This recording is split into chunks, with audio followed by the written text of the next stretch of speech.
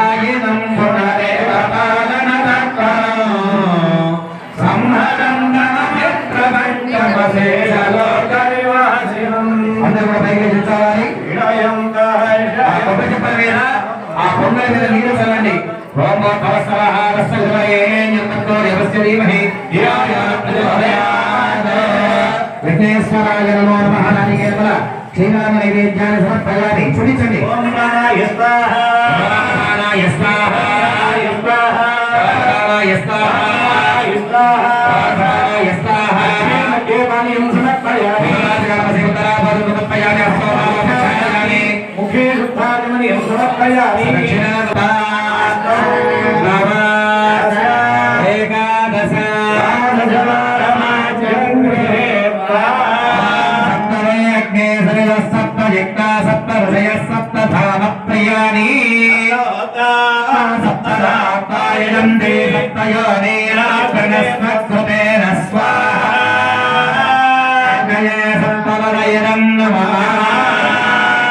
తమదు ఆ పూర్వాది మొదటి తల మీద పెట్టుకుని హోమగుండం చుట్టూ కూడా 3 సార్లు ప్రదక్షిణ చేయాలి.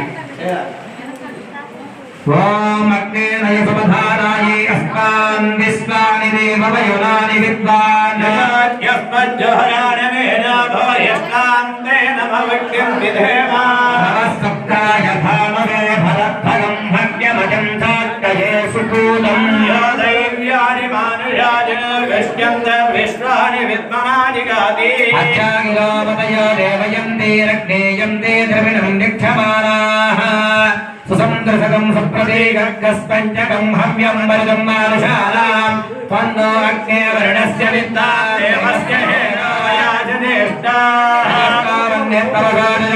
విశ్వాదేశాకం సే బ్రహ్మజ్ఞస్తత ఫలవంత ముందుకోండి హోమంలోకి. సత్కృతే అగ్నే నమః నమస్తే నమః జుగస్తే నమః పంచకృత్వస్తే నమః దశకృత్వస్తే నమః శతకృత్వస్తే నమః సహస్రకృత్వస్తే నమః అపరిమిత సహస్రకృత్వస్తే నమః నమస్తే మావాహిందే. మూడు సార్లు ప్రదక్షిణ అయిపోయిన తర్వాత ఎవరి ప్లేస్ లో వాళ్ళు నిల్చోండి. ఎవరి ప్లేస్ లో వాళ్ళు రావాలి.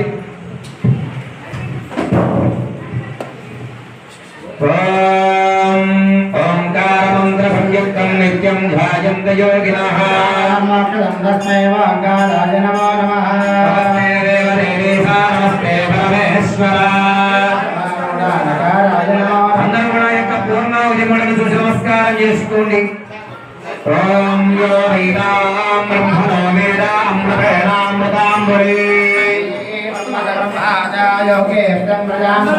భాగదేయమేవేనం గణయిద్రాం.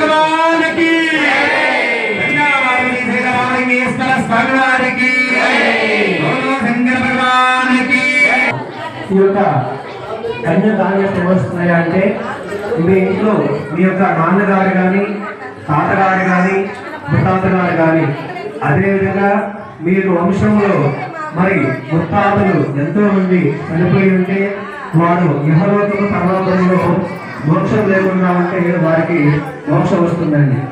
ఇది శక్తివంతమైన కన్యాదాన శుభ్రం అన్నమాట. అందుకోసమే ఈ యొక్క జరిగే కళ్యాణము స్వామినాథుడు శివకళ్యాణం. మామూలు కళ్యాణం చేయడం వేరు, శివకళ్యాణం చేయడం వేరు. అంటే పరమేశ్వరుని యొక్క కుమారుడిగా భావించి అమ్మవారి యొక్క పెళ్లి కుమార్తెగా భావించి మరి ఈ సమక్షంలో కళ్యాణ మహోత్సవాన్ని జరిపిస్తూ ఉన్నాం. అందరికీ మామూలుగా అనిపిస్తుంది, ఏదో వస్త్ర విగ్రహాలు పెట్టారు మనం చేస్తున్నాం అనుకుంటారు. కానీ ఒక విగ్రహం చేయాలంటే శక్తి కలగాలి, యోగం ఉండాలంటే ఆ యోగం కలగాలి. సాక్షాత్తు పరమేశ్వరుడు అమ్మవారు. ఈ యొక్క లోకాల తండ్రి పరమేశ్వరుడు, తల్లి అమ్మవారు. అమ్మవారు యోనియాకారము, అయ్యవారు లింగాకారము. ఆ కలయికి సంసారం అవును కదా. అందుకోసమే తల్లి జగతికి పార్వతీ అమ్మవారు, తండ్రి శివయ్య వారు. అమ్మవారు ఆడవారికి సౌభాగ్యాన్ని ఇస్తే అయ్యవారు అమ్మవారికి ఏమిస్తారు? చాటిస్తారండి. ఇతరులు సేవిస్తారు, ఆయుష్ ఆరోగ్యం ఇస్తారు. అంటే భర్త వారి కలయిక బలంగా ఉంటే స్వామివారు మగవారికి మంచి ఆయుష్ని విద్యాబుద్ధులు ఇస్తే అమ్మవారు ఆడవారికి మంచి విద్యని ఉద్యోగాన్ని దాంపత్యం ఇస్తూ ఉంటుంది. ఈ కలయికే అర్ధభాగము. అర్ధభాగం అంటే ఏమిటి? పరమేశ్వరుడు కుడి భాగము సగభాగము, అమ్మవారి సగభాగము అర్ధభాగము. దీనిని అర్ధమేశ్వరులు అంటారు. ఈ విధంగా చేస్తూ ఉంటే సుఖం ఆరోగ్యం ఇస్తారు. కనుక దంపతులు కూడా కాకుండా వచ్చిన అందరూ కూడా పరమేశ్వరుని ధ్యానిస్తూ అమ్మవారిని ధ్యానిస్తూ యద్భావం మీరు ఏ భావంతో ఈ కార్యక్రమాన్ని చూస్తూ ఉంటారో ఆ పద్ధతి ఇస్తూ ఉంటుందండి.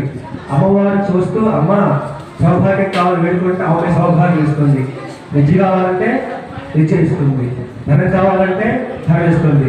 కనుక వచ్చిన అందరూ కూడా పక్కవారితో మాట్లాడకుండా పరమేశ్వరు ధ్యానం ఉంచి పరమేశ్వరుడికి అభిషేకం ప్రయోజన పరమేశ్వరుడికి ఏమి ఇష్టం ఉండదండి. మనస్ఫూర్తిగా ధ్యానం చేస్తూ అమ్మవారి స్వామివారిని ఓం నమః శివాయ జపం చేస్తూ ఉంటే స్వామి మోక్షం ఇస్తూ ఉంటారు. కనుక అందరూ కూడాను శ్రద్ధగా ఈ కార్యక్రమాన్ని చూస్తూ కార్యక్రమాన్ని చూస్తూ ఉండండి. దంపతులు శ్రీ గురుభ్యో నమః. హరి ఓం. నవీన్ కూర్చోండి. ఓం శ్రీ గురుభ్యో నమః. హరి ఓం. తెలియజేస్తుంది. వాగర్భాగ సపృక్తో వాగర్భ ప్రతిపత్తయే జగద్పితరౌ వందే పార్వతీ పరమేశ్వరౌ. ఓం గణానాం నమామహే గణపతినామ భవస్నవస్తమం బ్రహ్మణా బ్రహ్మణస్పదాన శ్రవణో దేవసే సాధనో. ఓం పునరాజున్యా హస్తం ప్రచాల్య. ముందుగా భగవంతుడు ఆడవాడు. ఓం శివాయ స్వాహ. ఓం గణాయ స్వాహ. ఓం శాంతాయ స్వాహ. ఓం శంభవే నమః. ఈశ్వరాయ నమః. ఓం ఈశ్వరాయ నమః. శనాగరే నమః. ఓం భద్రాయ నమః. వామదేవాయ నమః. భద్రాయ నమః. భూతాక్షాయ నమః. ఆరుద్రాయ నమః. హరే నమః. ఓం నీలలోహితాయ నమః. ఓంకారాయ నమః. శివపాణినే నమః. హరే నమః. ఓం స్వయంభూ శ్రీ శ్రీవపరమాత్మనే నమః. స్వామినే నమో నమః.